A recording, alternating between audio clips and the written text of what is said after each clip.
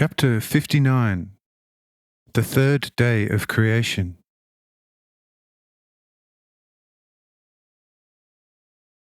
When man's cognitions therefore surround man from all sides, and are progressively lit up and warmed by the love flame which they had fed, then man correspondingly grows in strength and the capacity to act.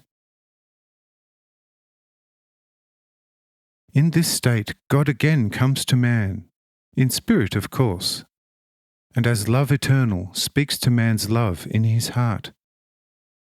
Let the earth bring forth vegetation, the herb yielding seed, and the fruit tree yielding fruit after its kind, whose seed is in itself, upon the earth.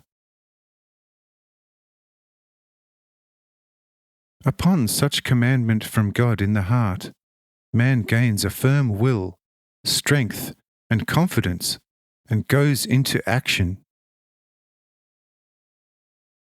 And see, his right cognitions take off like rain-laden clouds above the ordered sea, and move over the dry land, moistening and fructifying it.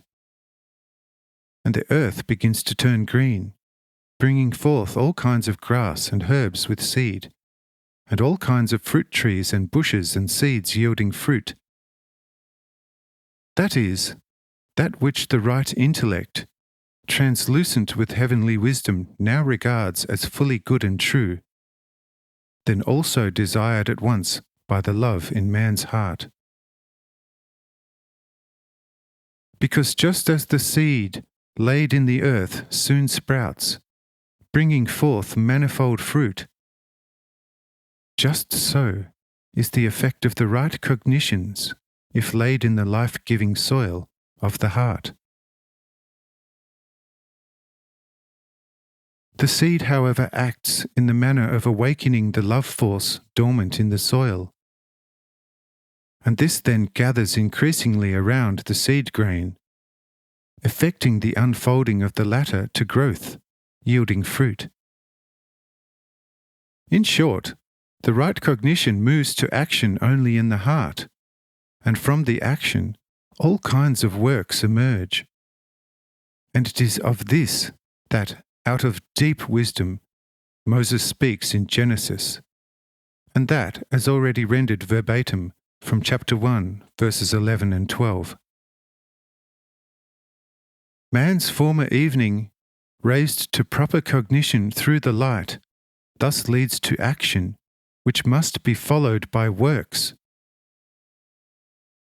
And this is the third day in the heart's development, and that of the whole man in man, who is the spiritual man around whom everything revolves, on whose account Moses and all the prophets of God came to this world, just as I myself now. I think that this subject is now clear enough for you.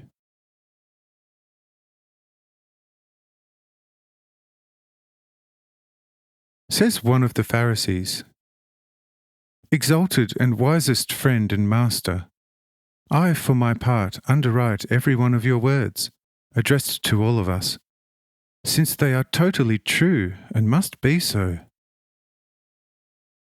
But move to Jerusalem and explain Genesis to the temple in this way, and you shall be stoned together with all your following, unless you defend yourself with your evidently divine power.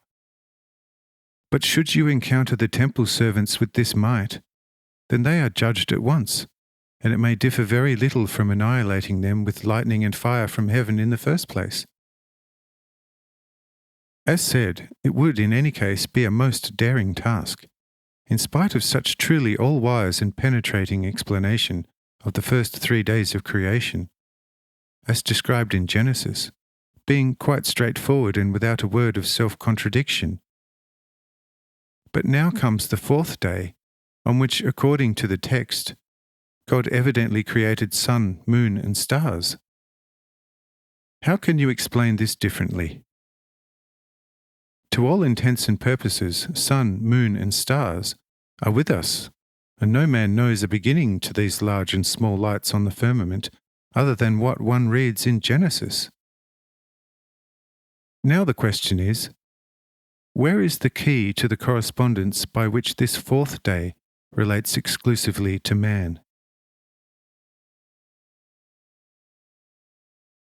I said, "My friend, have you not often heard and experienced it yourself, that there are far-sighted and short-sighted as well as half and totally blind people? And those blind as bats in the eye of the flesh. The far-sighted see well at a distance but badly at close range.